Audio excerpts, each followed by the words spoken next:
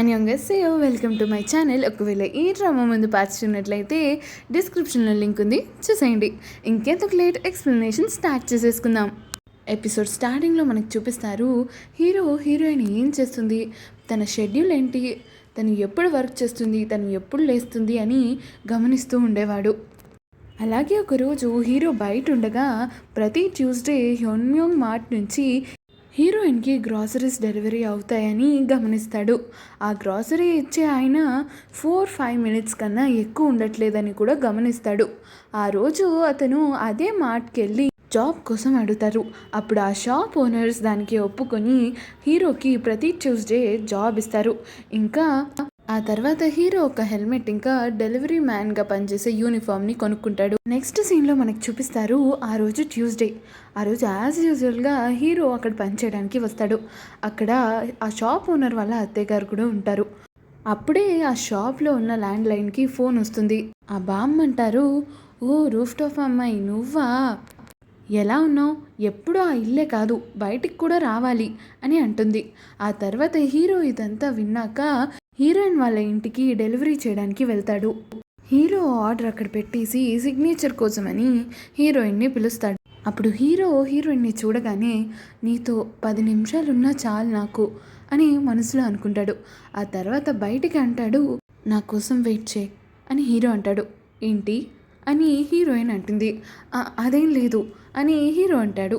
అప్పుడు హీరో అంటాడు, "అంటే నా ఉద్దేశం ఏంటంటే వెయిట్ చేసినందుకు చాలా థ్యాంక్స్ అని అంటున్నాను" అని అంటాడు. దానికి హీరోయిన్ అంటుంది, "అదేం లేదు, మీరు చాలా తొందరగా వచ్చారు, నేనేం వెయిట్ చేయలేదు" అని అంటుంది. ఆ తర్వాత హీరోయిన్ని చూస్తూ ఉండిపోతాడు. ఆ తర్వాత హీరోయిన్ అంటుంది, "సిగ్నేచర్ అన్నారు, ఈ ఐటమ్స్ చాలా బరువుగా ఉన్నాయి, నేను తీసుకొస్తాను, మీరు పదండి" అని అంటారు. ఆ తర్వాత హీరో ముందు వెళ్ళి ఐటమ్స్ కింద పెట్టి వాచ్ని చూస్తాడు. 3 మినిట్స్ అవుతుంది. తర్వాత హీరో ఐటమ్స్ లిస్ట్ తీసి పేర్లు చదువుతాను, ఒకసారి చూసుకోండి అని అంటాడు. ఆ తర్వాత హీరోయిన్ అంటుంది, "అదేం అవసరం లేదు, మీరు ఎప్పుడు వెళ్తారు" అని అంటాడు. అప్పుడు హీరోయిన్ అంటుంది, "బిగ్ బాసా, పెద్దవిడి గురించి అంటున్నారా" అని అంటుంది. అవును" అని అంటాడు హీరో. ఆ తర్వాత ఆ లిస్ట్లో ఉన్న ఐటమ్స్ అన్నీ చెక్ చేసి చేంజ్ తీసుకుని హీరోయిన్ సిగ్నేచర్ తీసుకుంటాడు హీరో. ఆ తర్వాత కూడా హీరోయిన్నే చూస్తూ ఉండిపోతాడు. "ఇంకా" అని హీరోయిన్ అడుగుతుంది. ఆ తర్వాత హీరో, "ఏం లేదు, వెళ్తానండి" అని హీరో అంటాడు. అప్పుడు హీరోని ఆపి, "థ్యాంక్ యూ సో మచ్ అండి, అన్నీ చెక్ చేసినందుకు, జాగ్రత్తగా వెళ్ళండి" అని అంటుంది. ఆ తర్వాత హీరో ఫాస్ట్గా మెట్లు దిగి టైం చూసుకుంటాడు. 8 మినిట్స్ 22 సెకండ్స్ పట్టింది హీరోకి. "పర్లేదే, బాగానే వచ్చేసాను, 10 మినిట్స్ కన్నా ఎక్కువ అవ్వలేదు" అని హీరో సంతోషిస్తాడు. ఇలా కొన్ని రోజులు బాగానే డెలివరీ ఇస్తున్నాడు హీరో. ఒకరోజు హీరోయిన్ వాళ్ళ ఇంటికి వెళ్ళి ఇంతసేపు ఉండాలి, ఇంత టైంలో అక్కడి నుంచి వెళ్ళిపోవాలి అనేది ప్రాక్టీస్ చేస్తూ ఉంటాడు. అలా కొన్ని రోజులు టెస్ట్ చేశాడు హీరో. అలా హీరోయిన్ వాళ్ళ ఇంటి దాకా వెళ్ళి కిందకి 10 మినిట్స్ దాకా వచ్చేసేవాడు. ఒక్కొక్కసారి 10 మినిట్స్ దాటేది, కానీ 10 మినిట్స్కి దగ్గరలో ఉండడం వల్ల ప్రమాదం ఏమీ లేదని అనుకున్నాడు హీరో. కానీ ఈసారి హీరో 10 మినిట్స్ కన్నా ఎక్కువ ఉందామని అనుకుంటాడు. ఆ తర్వాత హీరోయిన్ వాళ్ళ ఇంటికి వెళ్ళి 6 మినిట్స్ దాకా అక్కడే ఉంటాడు. 10 మినిట్స్ అయ్యేదాకా వెయిట్ చేస్తాడు హీరో. అప్పటికే 10 మినిట్స్ అయ్యి 13 సెకండ్స్ అవుతుంది. ఆ తర్వాత హీరో అక్కడి నుంచి కిందకి దిగుతుండగా ఏవో పురుగులు అతన్ని వెంట పడుతూ ఉంటాయి. ఆ తర్వాత మెట్లు దిగుతుండగా అతను జారి కింద పడిపోతాడు. తన తలకి హెల్మెట్ ఉండడం వల్ల పెద్ద గాయాలు అవ్వవు, కానీ కాలుకి మాత్రం పెద్ద గాయం అవుతుంది. నెక్స్ట్ సీన్లో హీరో హాస్పిటల్లో ఉంటాడు. డాక్టర్ ఆ దెబ్బని చూసి, "మీ కాలికి చాలా గట్టిగానే దెబ్బ తగిలింది, మీ తలకు కూడా తగిలింది అన్నారు" అని డాక్టర్ అంటారు. అప్పుడు హీరో అంటాడు, "నేను హెల్మెట్ వేసుకోవడం వల్ల పెద్దగా తగలలేదు" అని అంటాడు. "అయితే మీరు డెలివరీ మ్యాన్ అన్నమాట." అవును డాక్టర్" అని హీరో అంటాడు. "నాకు ఈరోజు యాక్సిడెంట్ అవుతుంది అని అనుకున్నాను" అని హీరో డాక్టర్తో నవ్వుతూ చెప్తాడు. అక్కడికి సీన్ కట్ చేసేస్తారు. నెక్స్ట్ సీన్లో చూపిస్తారు హీరో తన ల్యాప్టాప్లో చేంజెస్ చేస్తూ ఉంటాడు. అంటే 10 మినిట్స్ దాకా ఉంటే పర్లేదు, దానికన్నా ఎక్కువ ఉంటే ప్రమాదము అని నోట్ చేసుకుంటాడు హీరో. నెక్స్ట్ సీన్లో మళ్ళీ మనకు చూపిస్తారు హీరో డెలివరీ తీసుకుని హీరోయిన్ వాళ్ళ ఇంటికి వెళ్తాడు. హీరో పై దాకా ఆర్డర్ని తీసుకొస్తూ ఉంటాడు. అప్పుడు హీరోయిన్ అంటుంది, "మిమ్మల్ని ఇలా ఇబ్బంది పెడుతున్నందుకు చాలా సారీ" అప్పుడు హీరో అంటాడు, "అయ్యో పర్లేదులేండి" అని అంటాడు. హీరోయిన్ అంటుంది, నేను అన్నీ ఒకే రోజు ఆర్డర్ పెట్టేద్దామని అనుకున్నాను, ఆ తర్వాత ఆలోచించాను బాక్స్ చాలా బరువు అవుతుంది అని. అప్పుడు హీరో అంటాడు, నాకు కూడా కావాల్సింది అదే కదా, మీరు ఎంత ఎక్కువ ఆర్డర్ చేస్తే అంత మంచిది. ఏంటి అని హీరోయిన్ అంటుంది. అంటే మీరు రోజు కొద్ది కొద్దిగా ఆర్డర్ పెడితే బాగుంటుంది అని నా ఉద్దేశం అని హీరో అంటాడు. ఆ తర్వాత హీరో ఆ లిస్ట్లో ఉన్న ఐటమ్స్ అన్నీ చెక్ చేస్తూ ఉంటాడు. హీరోయిన్ కూడా అతనికి హెల్ప్ చేస్తూ ఉంటుంది. ఆ తర్వాత హీరోయిన్ అనుకుంటుంది, ఎన్ని సంవత్సరాలైందో ఇలా ఒకరితో మాట్లాడి అని అనుకుంటుంది. అప్పుడే హీరో అతన్ని వాచ్లో టైం చూసుకుంటాడు. 6 minutes 2 seconds అయి ఉంటుంది. హీరో అమౌంట్ని చెప్తాడు. అప్పుడు హీరోయిన్ తన దగ్గర ఉన్న కార్డ్ని ఇస్తుంది. ఏంటి కార్డ్ ఇస్తున్నారు అని హీరో అడుగుతాడు. దానికి హీరోయిన్ అంటుంది, నేను ఆల్రెడీ ఇన్ఫామ్ చేశాను కదా ఈరోజు నేను కార్డ్ ద్వారానే పేమెంట్ చేస్తున్నానని. అని అంటే హీరో అంటాడు, అయ్యో నేను కార్డ్ రీడర్ని తెచ్చుకోలేదు అని అంటే, అయితే పర్లేదులేండి నేను క్యాషే ఇస్తాను అని హీరోయిన్ లోపలికి వెళ్తుంది. అప్పటికి ఇంకా 8 minutes 20 seconds అయి ఉంటుంది వాచ్లో. మరోవైపు బయట ఒక డెలివరీ అతను వస్తూ ఉంటాడు బండి మీద హీరోయిన్ వాళ్ళ ఇంటి దగ్గరికి. అప్పుడు హీరోయిన్ బయటికి వచ్చి తన అమౌంట్ని పే చేస్తుంది. ఆ తర్వాత హీరో అక్కడి నుంచి పరిగెట్టుకుంటూ కిందకి వెళ్తూ ఉంటాడు. మొత్తానికి హీరో అయితే కిందకి చేరుకుంటాడు. 9 minutes 51 seconds అవుతుంది. అప్పుడే ఆ బండి దూసుకుంటూ హీరో పక్క నుంచి వెళ్తుంది. యాక్సిడెంట్ అవుతూ హీరో తప్పించుకుంటాడు. ఆ బండి నడుపుతున్న డెలివరీ మ్యాన్ అంటాడు, ఎవరు నువ్వు, భయపెట్టించావు, నువ్వు కూడా నాలాగే డెలివరీ బాయ్వా, సారీ నీ మీద కోపడ్డాను. అబ్బా ఈ బిల్డింగ్కి అసలు లిఫ్ట్ లేదు ఏమీ లేదు, ఇప్పుడు ఎలా ఎక్కేది, సర్లే నెక్స్ట్ టైం నుంచి ఈ బిల్డింగ్ నుంచి ఆర్డర్ తీసుకోంలే, సరే అయితే మరి బాయ్ అని చెప్పేసి ఆ డెలివరీ బాయ్ లోపలికి వెళ్ళిపోతాడు. అప్పుడు హీరో పైన ఏదో సౌండ్ రావడంతో పైకి చూస్తాడు. అది చూస్తే ఒక షాప్ యొక్క LED name board screw loose అవ్వడంతో కింద పడుతుంది. అది సీదా హీరో మీద పడుతుంది. దాంతో హీరో హాస్పిటల్లోకి అడ్మిట్ అవుతాడు. అప్పుడు హీరో ఆలోచిస్తాడు, నేను 10 minutes లోపల కిందే ఉన్నాను కదా, మరి ఇంకా ఎందుకు ఈ యాక్సిడెంట్ జరిగింది, అంటే తనతో ఎంతసేపు మాట్లాడాలి అనే దానికి కూడా టైం ఉందా అని హీరో అనుకుంటాడు. అప్పుడే డాక్టర్ రూమ్లోకి వస్తారు.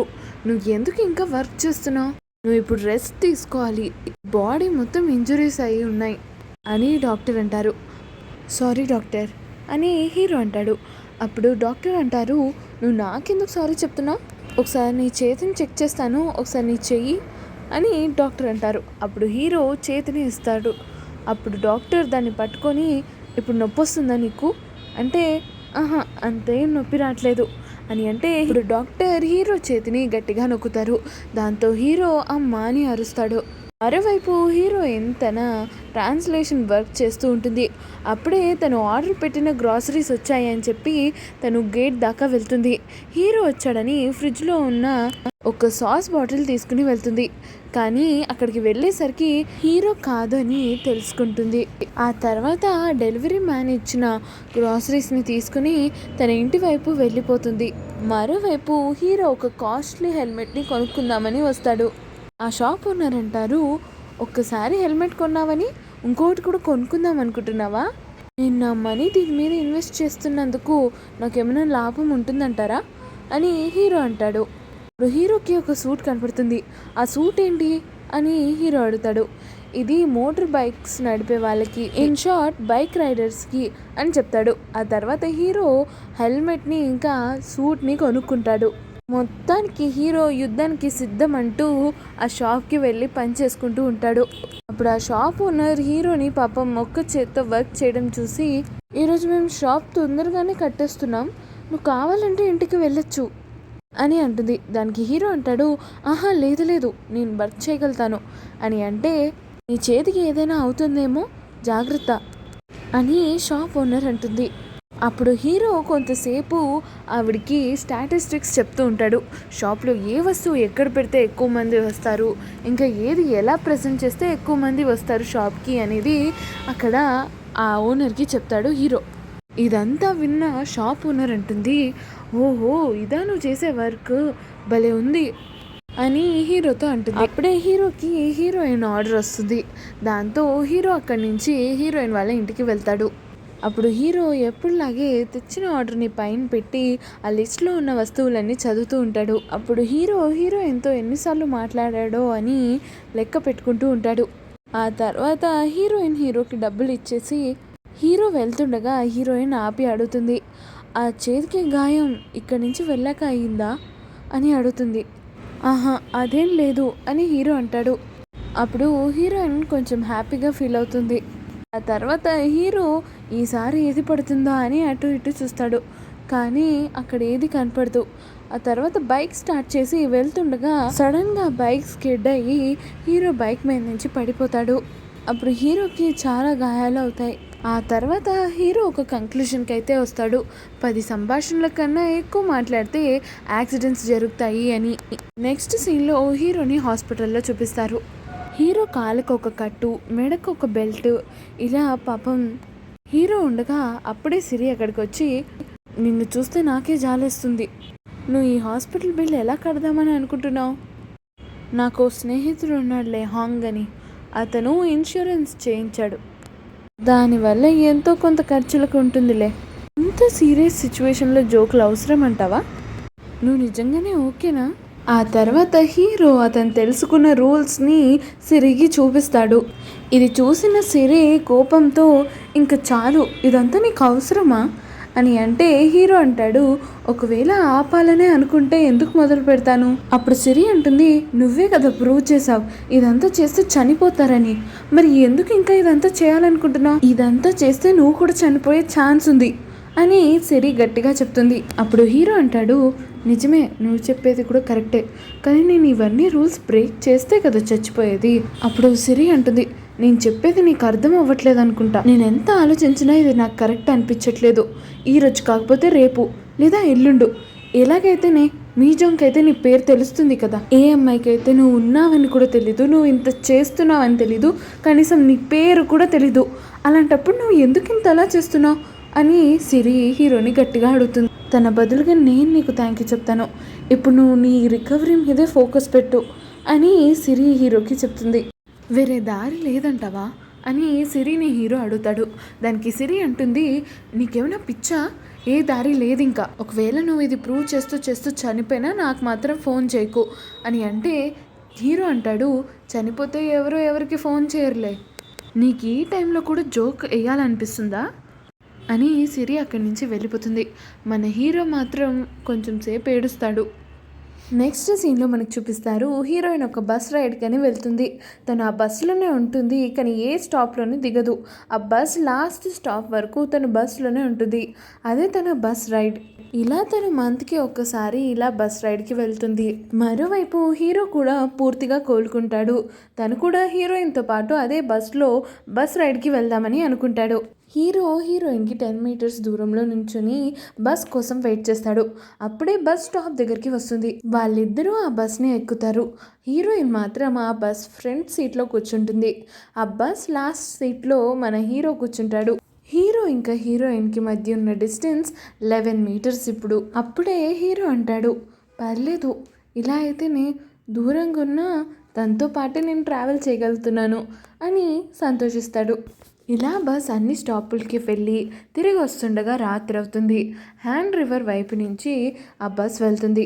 అప్పుడే ఒక ముసలావిడి ఆ బస్ ఎక్కుతుంది. అది చూసిన హీరోయిన్ తన సీట్ ఆ ముసలామెకి ఇచ్చేస్తుంది.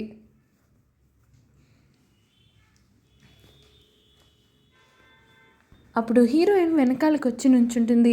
ఇప్పుడు హీరోకి ఇంకా హీరోయిన్కి మధ్య ఉన్న గ్యాప్ 5 మీటర్స్ దూరం మాత్రమే. హీరో అనుకుంటాడు 10 మినిట్స్ లోపల ఎలాగైనా నెక్స్ట్ స్టాప్లో దిగిపోవాలని, కానీ అక్కడ ట్రాఫిక్ జామ్ అయిపోతుంది. ఇలా ట్రాఫిక్ జామ్లో ఇరుక్కుపోయిన బస్లో వాళ్ళందరూ మాట్లాడుకుంటూ ఉంటారు. బయటే చూసారా, ఉరుములు మెరుపులతో వర్షం పడేలాగుంది. అప్పుడే వర్షం పడడం కూడా స్టార్ట్ అయిపోతుంది. అప్పుడే లోపల ఉన్న వాళ్ళందరూ మాట్లాడుకుంటూ ఉంటారు, ఈసారి ఎంత పెద్ద తుఫాన్ వస్తుందో ఏమో. ఇదంతా ఇలా ఉండగా హీరో మాత్రం భయపడుతూ ఉంటాడు. అప్పుడే టైం దగ్గర పడుతూ ఉంటుంది. పక్క నుంచి ఒక స్టీల్ రాడ్, ఐరన్ రాడ్, ఒక ట్రక్ వెళ్తూ ఉంటుంది. ఆ రాడ్స్ అన్నీ విండోకి చాలా దగ్గరగా ఉంటాయి. అప్పుడు హీరో అనుకుంటాడు, అయితే ఈ యాక్సిడెంట్స్ అన్నీ టార్గెట్ని ఫాలో అవుతూ ఉంటాయన్నమాట. ప్రస్తుతానికి మనం కొంచెం కామ్ డౌన్ అయ్యి ఆలోచించాలి ఎటు నుంచి వెళ్ళాలో. ఇప్పుడు ఎలానో ట్రాఫిక్ జామ్ కాబట్టి ఇక్కడి నుంచి బయటికి దూకేస్తే సరిపోతుంది అని హీరో అనుకుంటాడు. అప్పుడే 9 minutes 42 seconds అవుతుంది టైం. హీరో ఒక ఎగ్జిట్ విండో నుంచి బయటకు దూకేస్తాడు. అతను ఆ బ్రిడ్జ్ దగ్గర నుంచుని ఉంటాడు. ఇప్పుడు టైం వచ్చేసి 10 minutes 2 seconds. అతను అలా నుంచుని ఉండడం హీరోయిన్ చూస్తుంది. ఇతన్ని ఎక్కడో చూశానని అనుకుని లీ డోంగ్జిన్ అని అతని పేరు పిలుస్తుంది. ఇప్పుడు హీరో ఒక్కసారిగా 3 రూల్స్ని బ్రేక్ చేశాడు. ఒకటేమో 10 meters దూరంలో ఉండడం, ఇంకొకటి 10 minutesలో తనకి దూరంగా వెళ్ళిపోవడం, మరొకటి తనకి తన పేరు తెలియకుండా ఉండడం. ఇలా 3 రూల్స్ బ్రేక్ చేయడం వల్ల హీరో లైఫ్ రిస్క్లో పడింది. హీరోని చూసి హీరోయిన్ అనుకుంటుంది, నువ్వు ఇంతకీ అక్కడెందుకున్నావు అని తను ఆలోచిస్తుంది.